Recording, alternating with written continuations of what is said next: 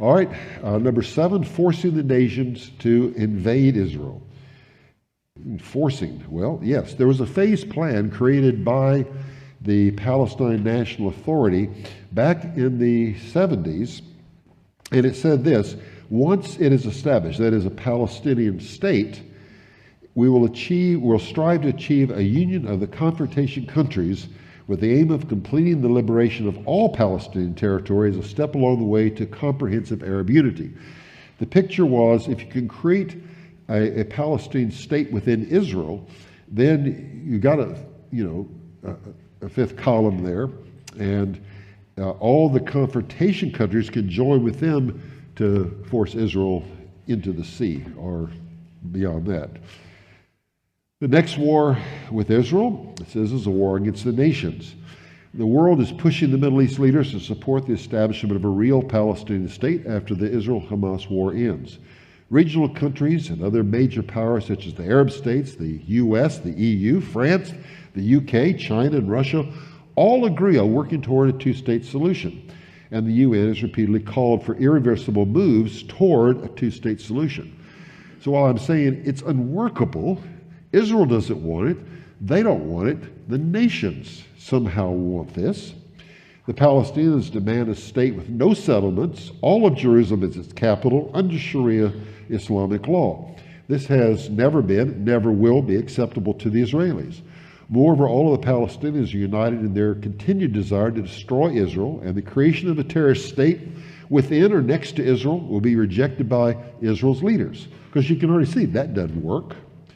This will move the UN and other nations, including the US, to oppose Israel's intransigence and belligerence and seek to compel Israel to make peace by sanctions and threats. Israel will claim it is a sovereign nation, refuse to be bullied, and may seek to secure their sovereignty over Jerusalem by rebuilding the temple, and I talked about that yesterday. This will lead to a military intervention, initially a UN peacekeeping force, and later a larger multinational force to compel Israel to do what is right for the sake of the peace of the region and of the world. Can't have a one world government with these guys holding out, you see. So this is part of the plan. The U.S. is encouraging Arab states to join multinational post-war force in Gaza. Some of this stuff is being said right and left.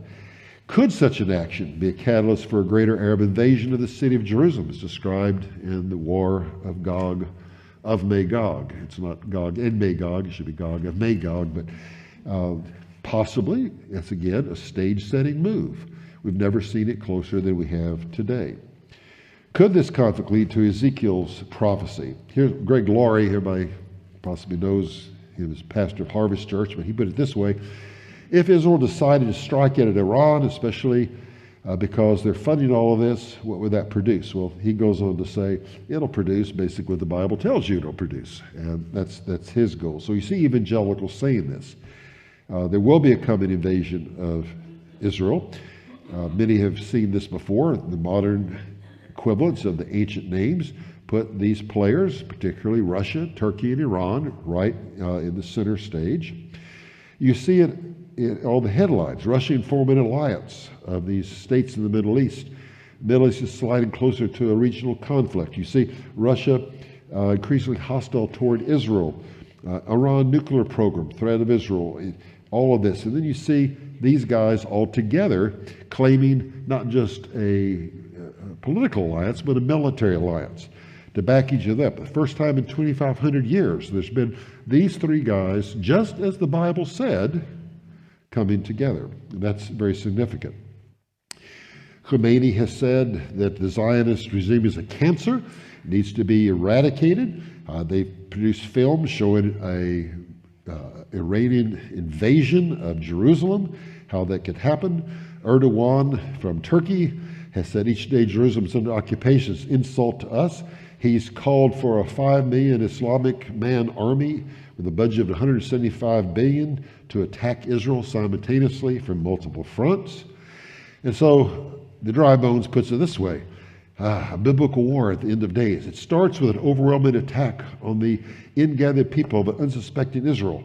and ends with a world-stopping miracle as our enemies are struck down and defeated. Note, we are apparently still in phase 1. Okay, so getting closer. All we need is that miracle now of the defeat. But let's move to our last, and that is this: centering the global conflict against Jerusalem and the Temple Mount. As we put all these things together, this is really the focal point that has been mentioned in the war. We have all kind of prophecies related to the Temple Mount, that the Jews would return there.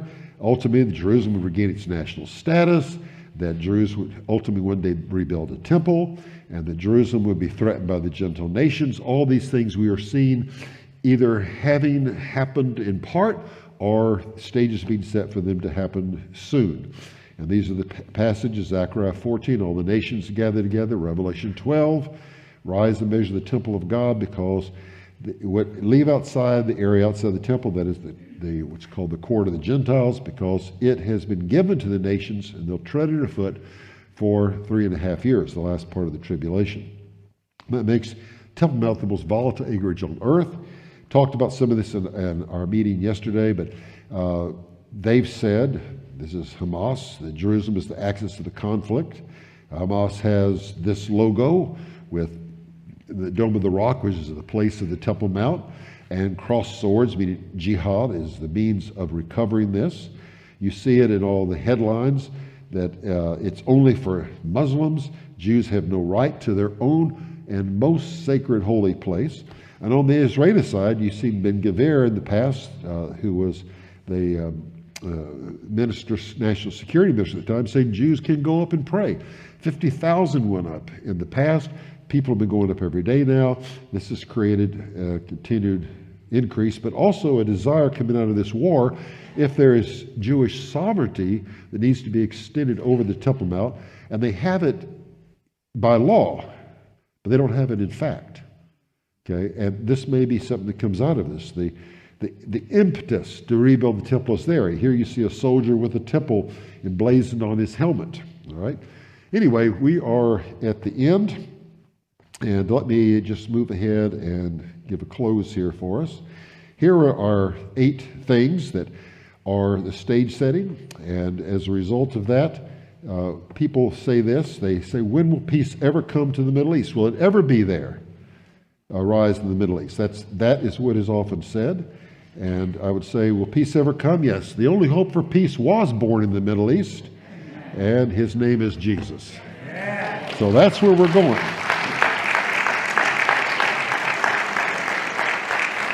So thank you.